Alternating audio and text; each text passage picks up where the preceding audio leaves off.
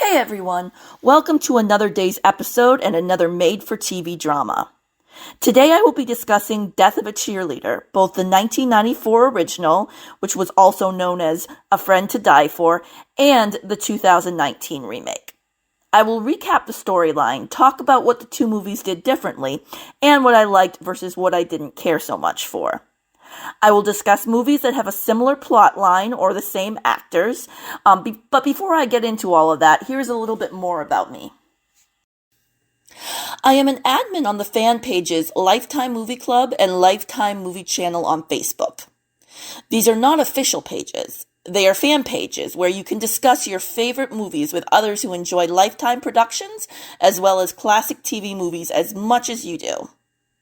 I have recently released a book called Deadly Guide, The Search for the Killer Made-for-TV Thriller, which is a great resource for you if you especially enjoy those TV movies from the early 90s. If you like this episode and want to continue hearing more from me, please like the video and subscribe to my channel. I release one episode a week and sometimes additional content for you. I look forward to hearing your thoughts in my comment section. Thank you for stopping by. So let's begin. So moving on to the movies. The main plot line is that a cheerleader is murdered in her front yard at night by another young girl. I'm going to come right out and spoil the movie for you by saying the murderer was classmate Angela in the original and Bridget in the remake. I'm sorry. The title is Death of a Cheerleader, and there is only one person who possibly could have committed the murder because there is no other reason for her to have been given a lead role otherwise. Also, this is based on a true story. In real life, the victim was named Kirsten Costas, and she was killed by Bernadette Proddy in June 1984. In the first movie, the victim was named Stacy Lockhart and was played by Tori Spelling. Bernadette is named Angela in the original movie and is played by Kellie Martin. In the remake, the victim is named Kelly Locke and the killer is named Bridget Moretti. Some important things to know going into this review are as follows. Angela, aka Bridget, has big goals for her sophomore year of high school. I'm pretty sure she's a sophomore in this. She's about 15. She wants to be a cheerleader and she wants to be on the yearbook staff. She also wants to join this little high school sorority called the Bobbies, which is short for Bobolinks. In the 1994 movie, I believe they're called the Larks. In real life, they are the Bobbies, so I will refer to them as the Bobbies from here on out to keep things simple. She does become a Bobbie, but she falls short of being a cheerleader and a member of the yearbook staff, which is absolutely heartbreaking for her. In the remake, we get to see her go off the deep end a bit by confronting those in charge of the yearbook committee and demanding to know why she wasn't accepted on the staff. She doesn't just sit in the stall of the bathroom and cry about it. She shows herself to be an extremely poor sport and a bit confrontational. This is important because of what she will later do. The first major difference between the original and remake is the way the victim is portrayed. In the original, the victim is named Stacy Lockhart and the killer is named Angela Del Vecchio. Stacy is a straight-up bully who picks on those who are different, like classmate Monica, whom she calls a witch. She reads Monica's diary aloud to her friends during a ski trip and writes passive-aggressive poetry about her in class.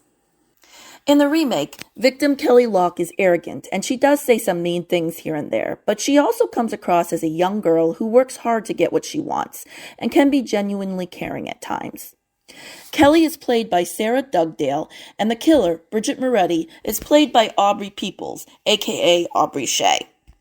It was nice to see actresses who weren't as well known play the leads in this second version, because it allowed you to focus on their characters outside of their famous personalities. Tori Spelling, of course, is well known for her role of Donna in 90210, in which she played the exact opposite kind of character. She also played Screech's girlfriend Violet in Saved by the Bell. Once again, nothing at all like the character in Death of a Cheerleader. So she really went all out when playing Stacy, and the original movie really went overboard in that regard. Kellie Martin is a great actress. She was in Life Goes On, where she kind of played a awkward young teen, and she did an amazing job playing Angela as an awkward overachiever who just wanted to fit in. So many people watched her in the 1994 movie and came away thinking of her as the victim and Stacy as the villain.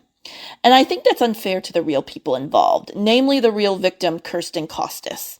I'm sure Kirsten did say and do things that weren't always the nicest, but she was also a real teenager full of hopes and dreams, and who was loved dearly by her family and friends. She had flaws like anyone, but also probably had many good qualities as well. Tori Spelling's Stacy is a caricature of a person. Sarah Dugdale's Kellie is a little more nuanced. Also, it was nice to see two actresses who were so young. There was Aubrey Peoples, who was born like a year before the original Death of a Cheerleader came out, and Sarah Dugdale, who was born like a year after. So they may have watched the movie growing up. I'm not sure. I don't know if they necessarily would have felt as attached to it as some of us who watched it growing up would. So I think that's important too, just to have that distance, and the distance that only time can provide.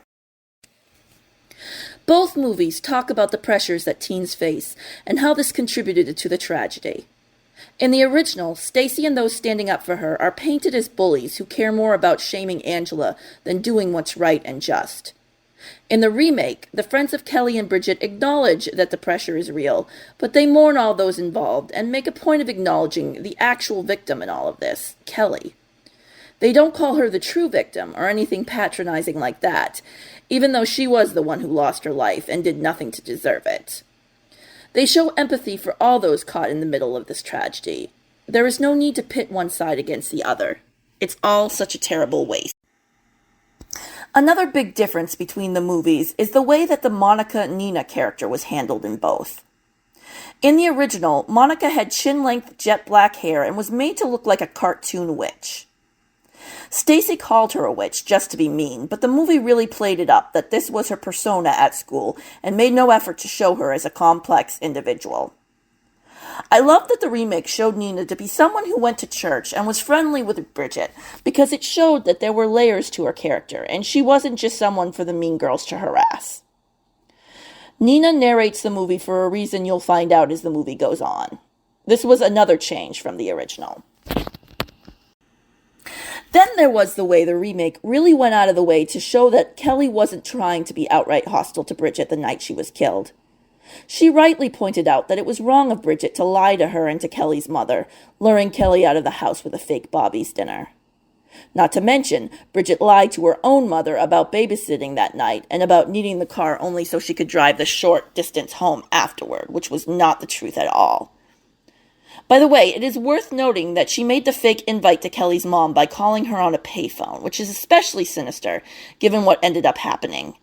It makes it look like she was trying to avoid being traced after the fact, which would have only been a concern if she expected something big to go down that night. Not to say the real murder was premeditated, because only the killer knows her true intentions, but it is suspicious. Regardless, this was extremely inappropriate behavior on Bridget's part, and the remake doesn't just shrug it off. It faces head-on the fact that Bridget was obsessed and had crossed a line even before she stalked Kellie and stabbed her with a kitchen knife. Kellie points out that Bridget is not dressed for a party, which was also a fair point to make when Bridget tried to say a party was her true motive. By the way, I always wondered how that knife could have just been lying around in the car. From what I've read, it was anywhere from 12 to 18 inches, depending on the source, which is a huge knife. I don't own knives that are 18 inches in length. And the idea that Angela or Bridget's older sister would have just had a knife that large lying out in the open in the front seat of the car like that in order to chop vegetables on lunch break is absurd. In the remake, the knife was in a little toolbox lunch pail thing. Not sure an 18-inch knife would have fit in one of those, but it was a decent attempt to explain something that was just really hard to wrap my head around otherwise. If you like Kellie Martin, some movies that she was in include If Someone Had Known, 1995, in which she played an abused wife who takes the law into her own hands one night in a moment of desperation. She was in The Face on the Milk Carton, in which she played a teenager who finds out she was abducted as a young child. If you want to know more about that movie, I talk about it in my very first episode. She was also in some movies around the same time called Her Hidden Truth, Her Last Chance, And On the Edge of Innocence. On the Edge of Innocence, she plays a girl in a mental institution, I believe. Tori Spelling has also been in several TV movies. She was in Mother May I Sleep with Danger, which is about a young girl who dates a killer, which I know is very generic and could apply to many TV movies. She was in Co-Ed Call Girl, which pretty much tells you everything you need to know in that title. And then she was in Awake to Danger, in which she plays a girl who awakens from a coma to find out her mother has been murdered. She was almost murdered alongside her mother, and now she needs to find out who did it. There were some other movies that are similar to Death of a Cheerleader, that include A Killer Among Friends, which is about the real-life murder of Michelle, aka Missy Avila, in 1985 at the hands of some of the people closest to her, and that is not a spoiler because the title is A Killer Among Friends. It stars Patty Duke and Tiffany Amber Thiessen. Tiffany Amber Thiessen, you may remember, as Kelly Kapowski in Saved by the Bell. In A Killer Among Friends, though, no attempt is made to make the killer sympathetic. Also, there were two movies that were inspired by the mother in Texas who hired a hitman to help get her daughter on the cheerleading team. One was called Willing to Kill and starred Leslie Ann Warren. The other was called The Positively True Adventures of the Alleged Texas Cheerleader Murdering Mom and starred Holly Hunter.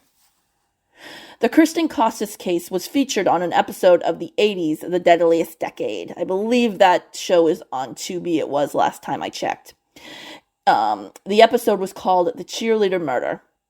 There is an interview with Nancy Kane, who was the real Monica, aka Nina, and she seems like a very cool, down-to-earth person. That's why I really liked Nina's character in the remake, which seemed to be closer to reality based on what I've read and heard. Overall, I would give the original a 4 and the remake a 4.5 to 5. That's on a 5-star scale.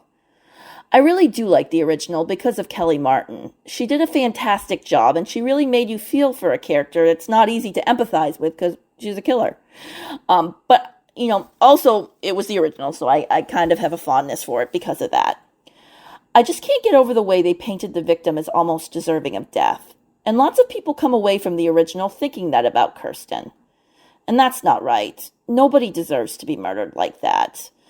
I'm sure that the killer must have had some kind of deep underlying issue because I just don't buy the fact that she was a misunderstood, bullied teen.